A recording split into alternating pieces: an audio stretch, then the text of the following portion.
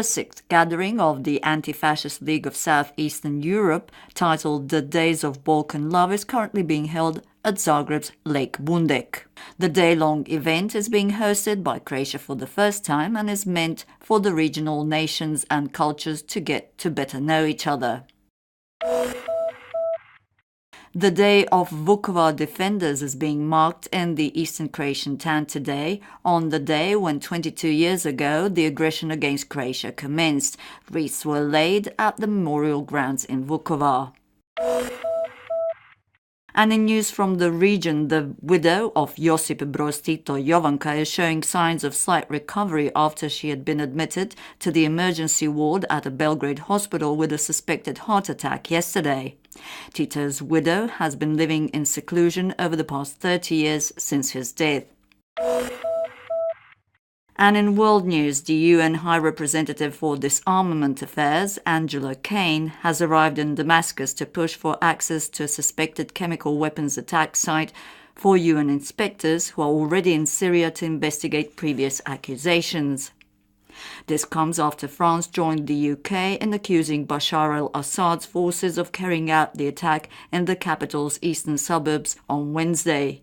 US President Obama has said he's weighing his options amid claims that hundreds of civilians were killed. Local state media on Saturday said chemical agents were found in rebel-held areas. The bodies of 3 people have been found and another is to be recovered from the sea after a helicopter crash off Shetland. The helicopter, a Super Puma L2, was carrying 16 passengers and 2 crew from the Bogston Dolphin Oil platform in the North Sea when it crashed near Sandberg Airport.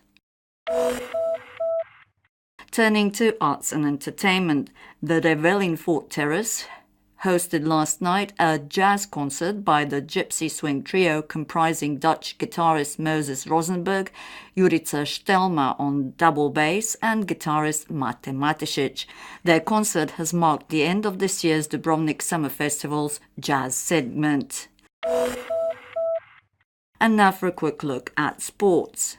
In the first game of the 7th round of the Croatian Football League, Lokomotiva has beaten Zadar in Zagreb by 2-0. Slaven Belupa and Dinamo will be playing against each other tonight, while Hrvatski Dragovoljac will be playing Rijeka and Split will be playing Osijek on Sunday. Croatia is to have 5 of its players taking part in the last Grand Slam of the season, the US Open. Ajla Tomljanovic has managed to qualify for the US Open main tournament to join Ivo Karlovic and Mirjana Lucic-Baroni, who have also managed to qualify. In the first round, Karlovic will be playing US veteran James Blake, while Lucic-Baroni will be playing Sashi Vickery of the US, and Tomljanovic will be playing against Australia's Casey Delac. The 4th and 5th Croatians, Ivan Dodig and Dona Vekic, have made it straight into the main tournament. And now for Sunday's weather. The western shores of Istria are to experience rain and thunder overnight, which will spread to the whole of the western segment of the country by midday and later to the east and south. Winds light southeasterly and southerly. The Adriatic to sea moderate to strong southeasterly wind. Sea moderately choppy, visibility reduced due to heavy rain. Morning temperatures of between 18 inland and 22 along the coast will be replaced by daily highs of between 24 and 27 degrees.